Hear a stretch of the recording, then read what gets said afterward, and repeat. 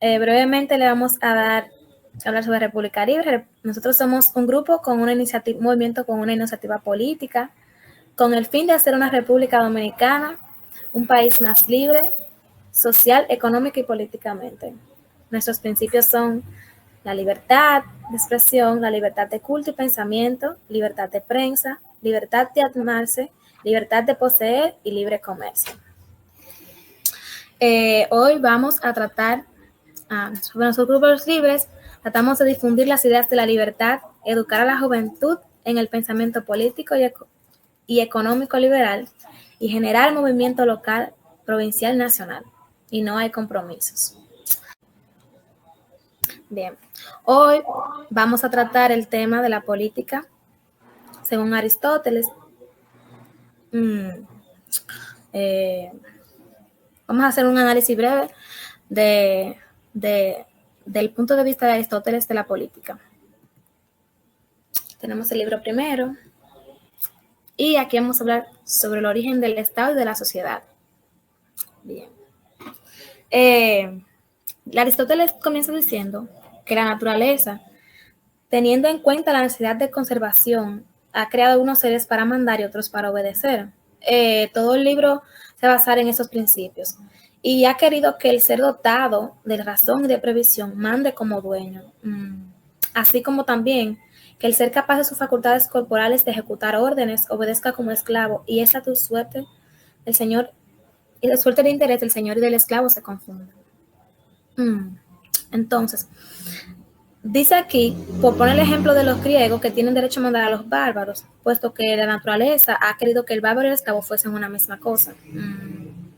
Dos primeras asociaciones, la del señor y el esclavo, la del esposo y la mujer, son bases de la familia. Y bueno, entonces, el asunto del Estado, el origen del Estado y la sociedad, él pone como base este orden social, lazos familiares. En ese sentido, esos lazos familiares se basan en que el hombre es quien manda, y sobre personas que tienen menos capacidad para mandar o que tienen menos probabilidades de mandar también.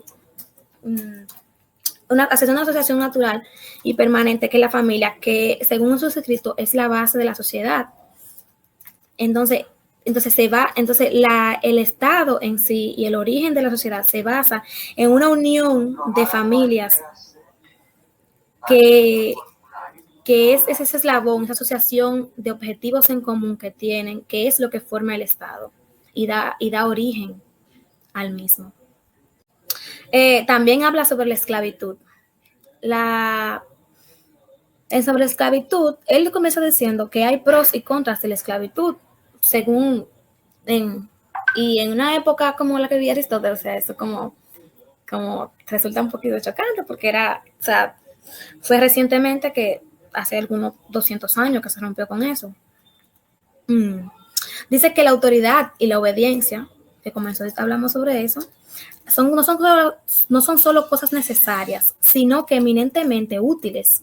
Entonces, dice hablar también que algunos seres, desde el momento en que nacen, están destinados unos a obedecer y otros a mandar, aunque en grados muy diversos en ambos casos. O sea, que aquí también, en el asunto de la obediencia, también viene diciendo que sobre que el hombre es quien es jefe del hogar, jefe de los niños, y la autoridad se enaltece y se mejora tanto cuanto los seres que la ejercen o quienes ellas rigen.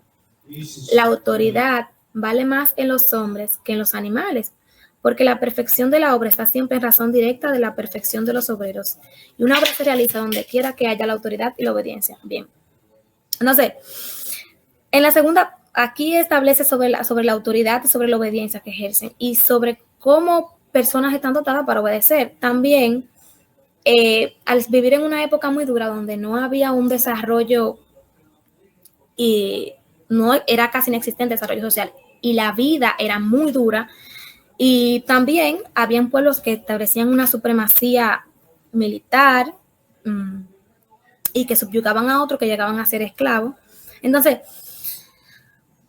dice que unos a otros nos ayudan con el auxilio de sus fuerzas corporales para satisfacer necesidades de existencia. Al ser una vida muy dura, o sea, resultaba muy cómodo tener personas que hicieran ciertas cosas desagradables o muy forzosas para ti, para ellos. Dice que la naturaleza misma lo quiere así, puesto que hace que los cuerpos de los hombres libres diferentes de los esclavos, dando a esos el vigor necesario para las obras penosas de la sociedad, y haciendo por lo contrario los primeros incapaces de doblar su erguido cuerpo para dedicarse a trabajos duros y destinándoles solamente las funciones de la vida civil, repartida para ellos entre las ocupaciones de la guerra y las de la paz. Muchas veces sucede lo contrario, convengo en ello, que así no tienen de hombres libres más que el cuerpo, como otros solo tienen de tales el alma. Bien, aquí se habla mucho sobre la división social que había en la antiguos pueblos. Y esa última parte donde habla sobre la libertad del cuerpo y la libertad del alma, a veces al no tener cierto trabajo, mucho tiempo de ocio, como él resalta más adelante, a veces hay personas que pueden caer en ciertos vicios que pueden esclavizar el alma de la gente y también que resultan perjudiciales para la sociedad. Partiendo de esta parte, Aristóteles apoya la esclavitud en el sentido de que le resulta más fácil, viendo un estilo de vida tan duro, como ya dije, para que así le pueda dar libertad a otras personas de ejercer ciertas cosas, bueno, de ejercer ciertas actividades civiles y no hacer trabajos forzosos que, si por si acaso, no son necesariamente competentes para ello. Habla también sobre la adquisición de los bienes y él la separa en dos grandes grupos. Habla de la adquisición natural. La adquisición natural, que es algo destinado a satisfacer necesidades básicas físicas del hombre y que proviene directamente de la naturaleza y no necesita proceso de elaboración complejo. Aquí él habla sobre los agricultores que cultivan la tierra o recolectores en sí. Y también habla sobre los cazadores, que los cazadores o también los ganaderos, lo que hacía era que tenían un estilo de vida nómada y no se centraban en un solo sitio. Y al ir buscando mejores pastos, ellos no tenían necesariamente la necesidad de pertenecer a un estado porque solamente producían para su subsistencia. También habla de la adquisición no natural, o sea, que no procede de naturaleza, sino más bien un producto del arte, de la experiencia del arte de la experiencia. Aquí él habla sobre, por ejemplo, él pone un ejemplo de unos zapatos. Cuando alguien hace un zapato, el zapato tiene dos usos. Bien, el zapato puede usarse para calzarlo o puede usarse para intercambiarlo por dinero. Entonces, aquí habla de esa adquisición natural, cuando se adquiere se hace un intercambio por eso que se produce, por ese arte que se hace. Entonces, aquí esa persona tiene ciertamente mayor capacidad de adquirir la riqueza. Y aquí también habla sobre la consideración de la práctica sobre los bienes. Al ya establecerse que hay una manera de adquirir bienes de no natural, entonces puede llegarse el momento en que alguien, al producir bienes y intercambiarlos por dinero o por ciertas cosas, puede llegar a adquirir riqueza. Entonces aquí él divide la riqueza en tres partes. Entonces dice aquí que la riqueza natural, dice que los ramos prácticos de la riqueza consisten en conocer a fondo el género, el lugar y el ejemplo de los productos que más prometen. Aquí también, la riqueza natural se enfoca más en la agricultura y la ganadería. ¿Cuáles son? El agricultor sabe reconocer qué tierra produce más, qué tierra produce X cosa, dónde se siembra, dónde se puede sembrar qué tipo de planta para que produzca. Y el ganadero también conoce qué tipo de animal puede ser más probable que produzca más,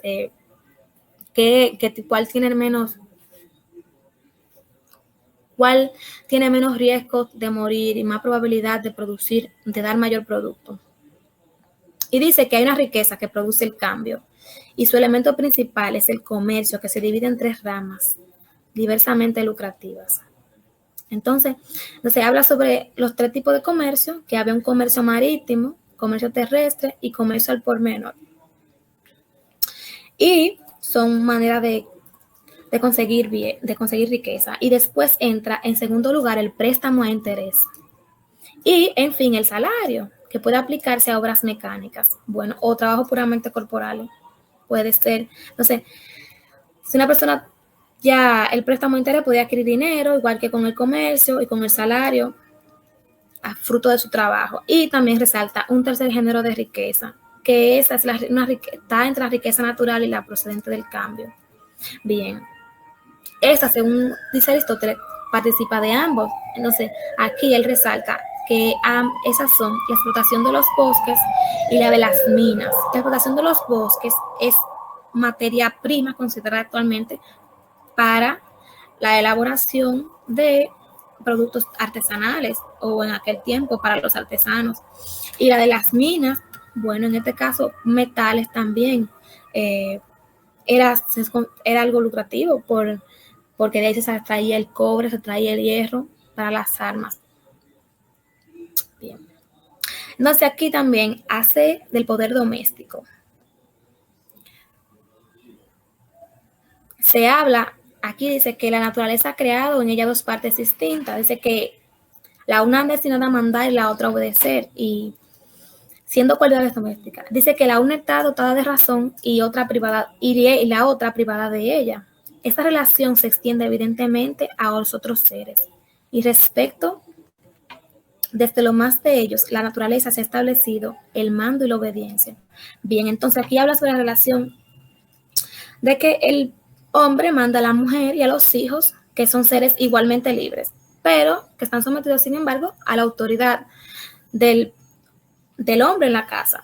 Dice, los hijos son libres, pero están sometidos a la autoridad del padre, porque en este caso los hijos no carecen de inexperiencia, o por el sentido de su juventud no están autorizados,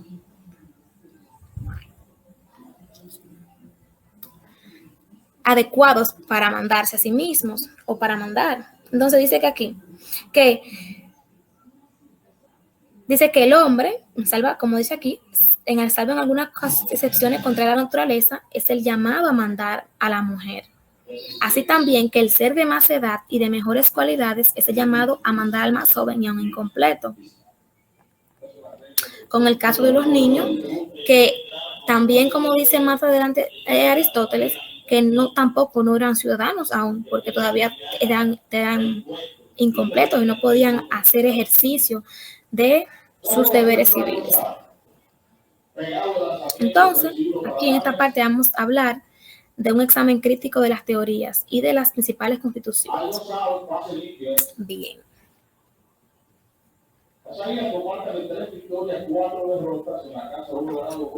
Esta es la Segunda República de Platón, que lo que él propone es como organización social donde todo pertenezca al Estado, o sea, desde los bienes hasta los hijos, o sea, que él propone que todo sea una amalgama de poder, y que todo esté subordinado bajo el Estado, o sea, y bueno, y todo lo producido sea por el bien común o en propiedad en común, como dice aquí. Otra de esas afirmaciones profundas que hace, las hace con respecto a la igualdad dentro de la sociedad y de la naturaleza misma por la que se forma un Estado, antes descrito al principio. Una de las objeciones que pone Aristóteles a eso de Platón habla sobre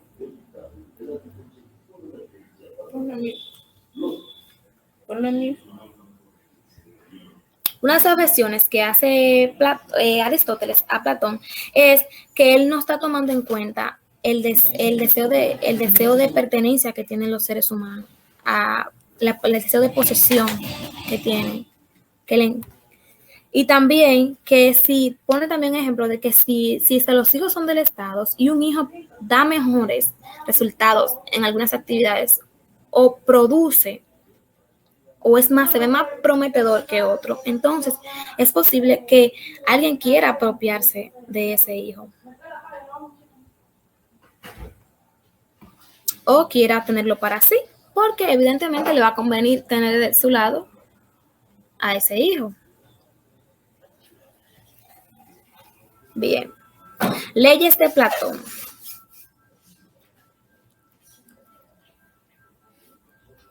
Dice bien. Dice que según le expone Aristóteles, comienza describiendo los límites de la posición que se expone en la ley de Platón. Bien, que permite la acumulación de riqueza hasta cierto punto. Habla aquí sobre el sistema de Sócrates, que no es nada de monárquico, solo es oligárquico y democrático, o más bien tiene una tendencia pronunciada hacia la oligarquía. Como lo prueba el modo de instruir a los magistrados.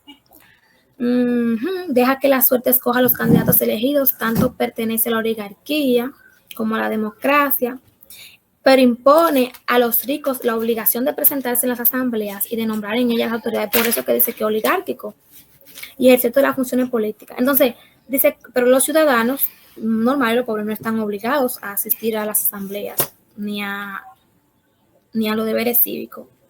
Aristóteles dice que es una república, y la democracia que propone en las leyes es eficiente, que obliga a unos a votar, como en el caso de los ricos, por eso es oligárquico, y pobres no. Bien. En la Constitución de Faleas de Calcedonia, dice Aristóteles que la institución de Faleas de Calcedonia solo afecta el orden y la felicidad interiores. O sea, a las Faleas de Calcedonia en su constitución no se preocupó en ningún momento por las relaciones con los vecinos y pueblos extranjeros. Y tampoco su constitución contempla la necesidad de una organización militar. Por lo tanto, ni se preocupó por establecer relaciones, ni tampoco se preocupó por la necesidad de proteger su estado interior. También olvidó cometer respecto a las rentas públicas y también otra cosa también que resalta Aristóteles es la ley de igualdad que propone Faleas, que en la ley de igualdad es que para evitar revoluciones y acallar el deseo de posesión que tiene la gente, entonces lo que hizo fue que repartió igualdad de tierras. Pero Aristóteles dice que era deficiente. ¿Por qué? Porque se olvidó que también los esclavos y bienes también forman parte de eso. Entonces, por eso la igualdad era deficiente, solamente se ocupaba de las tierras. Entonces, la Constitución de Hipódamo de Mileto dice que su república se componía de 10.000 ciudadanos distribuidos en 3 clases: artesanos, labradores y defensores de la ciudad, que eran los que hacían uso de las armas. Y dividía el territorio en 3 partes, una sagrada, otra pública, y la tercera estaba poseída individualmente. Bien, en la parte de Hipódamo de Mileto, los artesanos eran los que producían los bienes, evidentemente. Los labradores eran los que estaban dotados de las tierras. O sea, los defensores de la ciudad no tenían derecho a tener tierras, ni los artesanos tampoco. Pero en este caso, los artesanos podían producir bienes y adquirir riqueza, pero los defensores no tenían ni la una ni la otra. Entonces, dice que creía que las leyes no podían ser más que de 3 especies, porque los actos judiciables, en su opinión, solo puede proceder de 3 cosas: la injuria, el daño y la muerte. O sea, entonces también creó un tribunal supremo y único, al que habían de ir en apelación todas las cosas que se estimaban mal juzgadas. Aquí se estaba un sistema de bolas, que era que cuando se iba a emitir una votación, se hacía a gritos. Entonces eso no era algo muy favorable. Entonces aquí vamos a hablar de Cartagena, Creta y Lacedemonia. Las puse juntas porque, según Aristóteles, como dice aquí, los 3 gobiernos tienen en sí grandes relaciones y son muy superiores a todo lo conocido. O sea, aquí la Constitución de Creta tiene mucho punto en contacto con la de Esparta y Lacedemonia.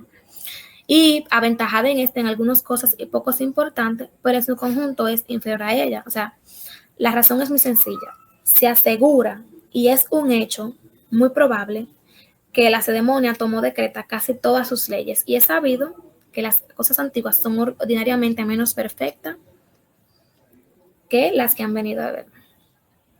Ujú. En el caso de la cedemonia, Aristóteles deja ver que era superior porque se encargaba más de tenía una sólida base con respecto a su política, sus relaciones extranjeras. Y con respecto a sus vecinos, obviamente la ceremonia de Esparta era un pueblo guerrero. Pero en la parte de ellos tenían algo que se llamaba de repartir, de dar comida, que era deficiente porque los ciudadanos tenían que, en cierta manera, pagar por eso. Y en Creta tenía, el Estado en este caso se encargaba de repartir eso. Por eso es que se ve esa ligera diferencia. Varios legisladores. Aristóteles resalta algunos legisladores que hicieron leyes o que fundaron estados que son dignos de mención y en su caso que se encargaron de algunas cuestiones importantes. Dice que unos se limitaron a dictar leyes y otros fundaron también estados. Licurgo y Solón, por ejemplo, dictaron leyes y fundaron gobiernos. Efialto mermó las atribuciones del areópago y lo mismo hizo también Pericles, que llegó hasta fijar un salario de los jueces. Saleuco dio leyes a los locrios y a pisefirios y carondas,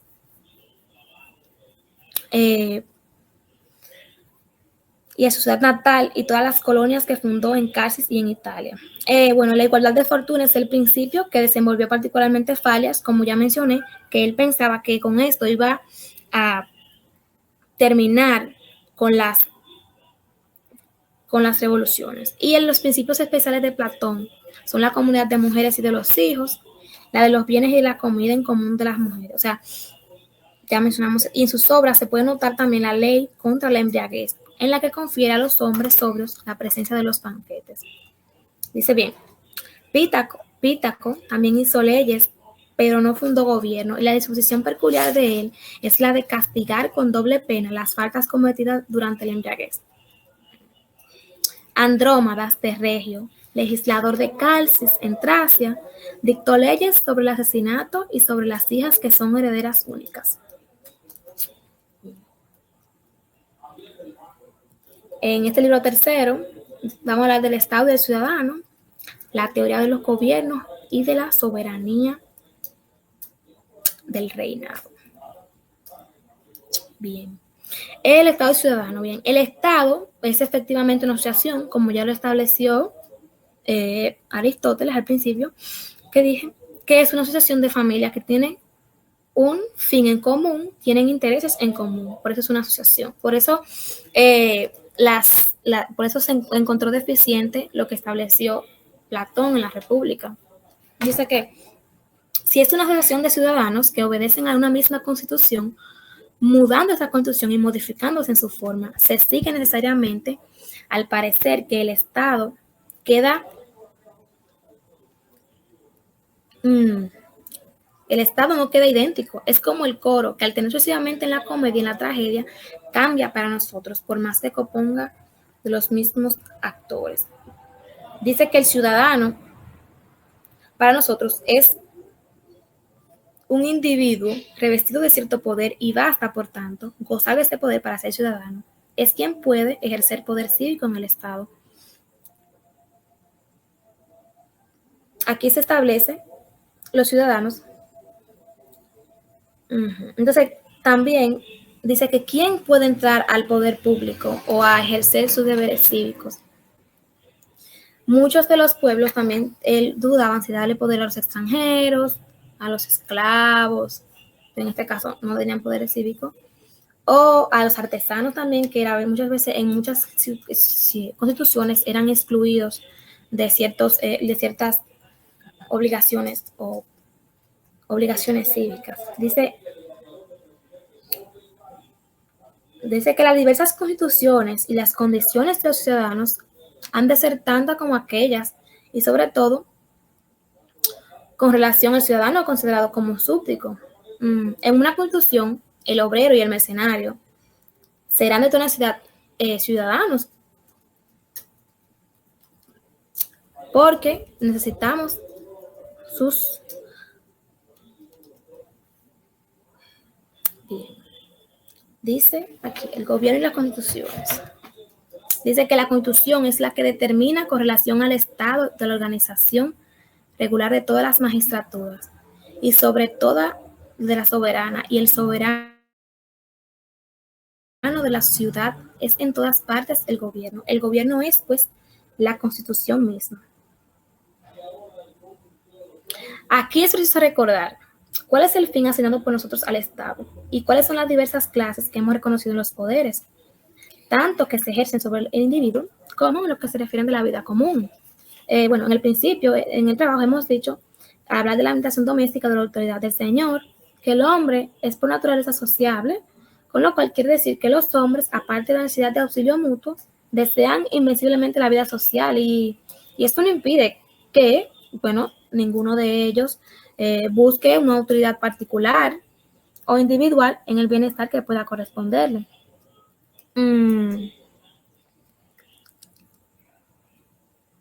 Bueno, entonces, aquí él hace también que dice que cuando no puede establecerse una constitución, unas leyes que estén a favor de la mayoría, porque entonces va a ser una ley corrompida, porque no sabe si la mayoría tampoco sigue la razón.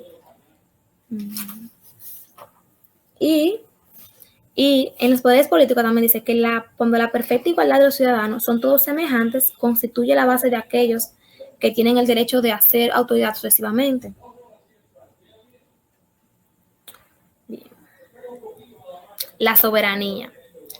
La soberanía debe pertenecer a las leyes fundadas en la razón y que el magistrado único o múltiple solo debe ser soberano en aquellos puntos que la ley no ha dispuesto nada por la imposibilidad de precisar en reglamentos generales todos los pormenores. Bien. La teoría del reinado. Bien. La teoría del reinado, bueno, toda de mano con la soberanía y el poder que debe de ejercer alguien que... con respecto al reinado, dice que el rey dispone soberanamente de solamente dos cosas. En los negocios militares, que dirige cuando está fuera del territorio nacional, y en los asuntos religiosos. El reinado comprendido de esta manera no es verdaderamente más que un generato inamovible, investido de poderes extraordinarios. Aristóteles identifica 4 clases de reinado. Dice que el primero es de los tiempos heroicos, que es un reinado libremente consentido. Y aquí pone el ejemplo de Lace de Esparta, o la ceremonia, que el rey era elegido por méritos o por una victoria otorgada en una batalla. Y dice que, pero que no es limitada en las funciones de general, de juez y de pontífice. También habla sobre el segundo, que es el de los bárbaros y despótico hereditario. Y aquí pone el ejemplo de los pueblos asiáticos, según dice él, que dice que son pueblos que están aterrorizados por el poder del soberano. Entonces, dice también, entonces daba el tercero, dice que era de los tiempos mucho más antiguos, en el tiempo, dice él, que se llama Estimenetia, y que es una tiranía electiva, o sea que llega un momento en que los representantes de un senado elegían a un tirano que era el que iba a mandar en este caso.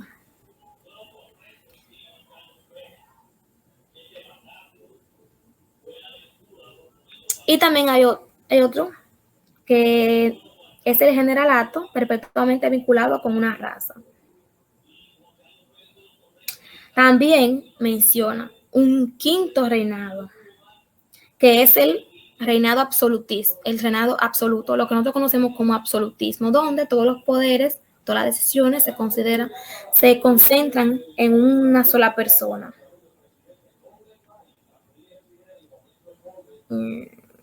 Bien, y este poder, o sea, dice él que tiene las grandes relaciones con el poder doméstico.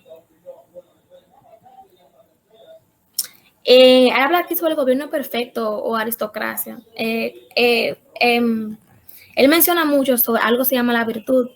Y bueno, y según yo entendí, la virtud es como esa capacidad de razonar, esa capacidad de dirigir a la gente, de